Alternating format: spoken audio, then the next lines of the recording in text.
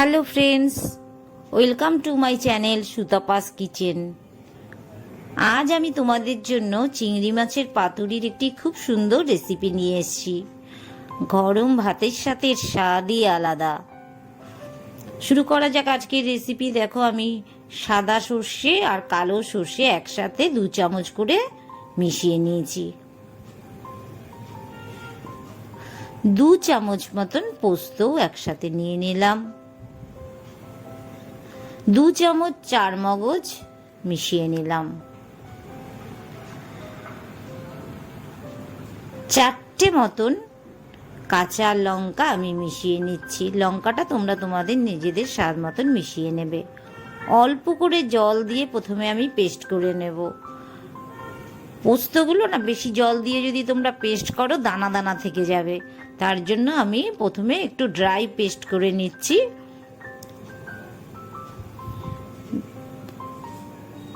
এক চামচ মতন লবণ মিশিয়ে নিলাম। দেখো তোমরা এই হাফ পেস্ট অবস্থায় কেমন দেখাচ্ছে আমি একটু দেখিয়ে দিচ্ছি। এখনো সব দানা দানা অবস্থায় আছে। আমি আবারও একটু জল মিশিয়ে নেব। তারপর পেস্টটা কিন্তু এবার আমার তৈরি হয়ে গেছে। দেখো পেস্টটা মিডিয়াম থিকনেস হয়েছে। খুব জল কিন্তু করবে না, তাহলে পরবর্তীতে অসুবিধে হবে। এরকম মিডিয়াম থিকনেস সবাই করে নিও। এবার দেখো লাউ পাতাগুলোকে আমি ভালোভাবে ধুয়ে নিচ্ছি। আর মিক্সচার যেটা তৈরি হয়েছে পেস্ট, তার সাথে 1 চামচ কাঁচা সর্ষের তেল মিশিয়ে নিলাম। এই সর্ষের তেলটা মেশানোয় কি হবে, এই মিক্সচারটা যেটা মানে সর্ষের পেস্ট যেটা, সেটা ভীষণ সুন্দর একটা ঝাঁঝ আসবে, গন্ধটাও ভালো লাগবে, খেতেও ভালো লাগবে। এবার আমি দেখো 2টো লাউ পাতা নিয়ে নেব, কারণ মিক্সচারটা কোনোভাবে যাতে ছিঁড়ে পাতা থেকে বেরিয়ে না আসে। বেরিয়ে গেলে আবার কি হবে, আমার ওই প্যানের সাথে মিশে যাবে। তার জন্য আমি একটার উপরে আরেকটা পাতা নিয়ে নিলাম। চিংড়িগুলো ভালোভাবে ধুয়ে রাখা আছে। এর সাথে হাফ চামচ মতন লবণ মিশিয়ে নিলাম।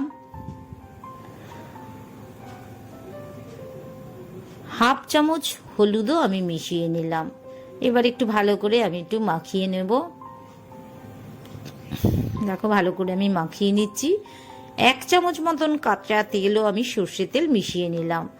পরবর্তীতে আমি খুব একটা তেলের কোনো ব্যবহার করব না, তাই প্রথমেই আমি সমস্ত তেলটা মাখিয়ে নিয়েছি।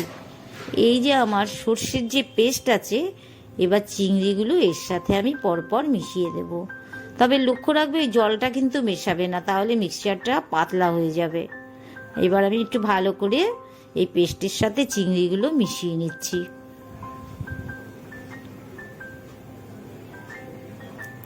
মিক্সচার আমার রেডি হয়ে গেল লাউ পাতাগুলোর মধ্যে। এবার আমি এই মিক্সচারটাকে একটু সুন্দর করে স্প্রেড করে দিচ্ছি। দেখো একটু 3 চামচ মতন মিক্সচার কিন্তু আমি চিংড়ি মাছের এই যে পেস্ট, সেটা কিন্তু আমি 3 চামচ মতন নিয়ে নিলাম।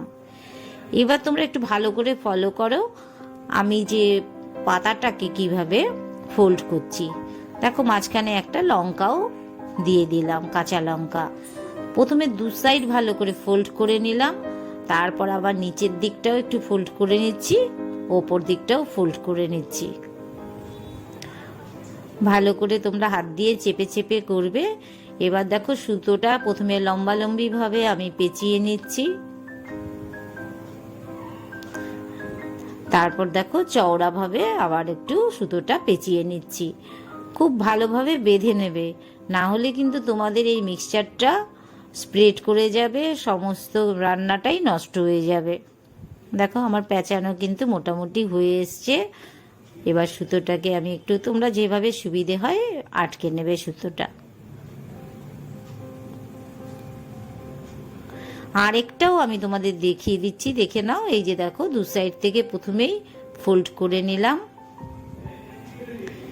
এবার নিচের দিকটা, তারপর আবার ওপর দিকটাও আমি একইভাবে ফোল্ড করে নেব।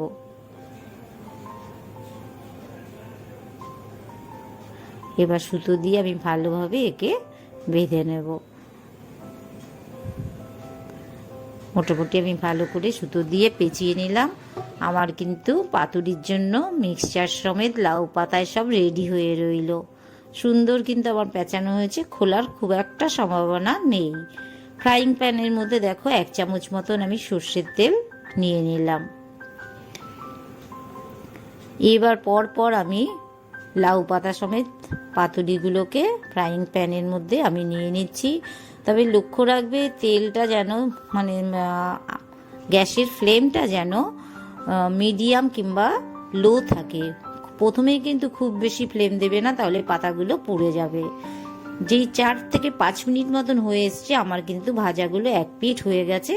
আমি উল্টে দিচ্ছি।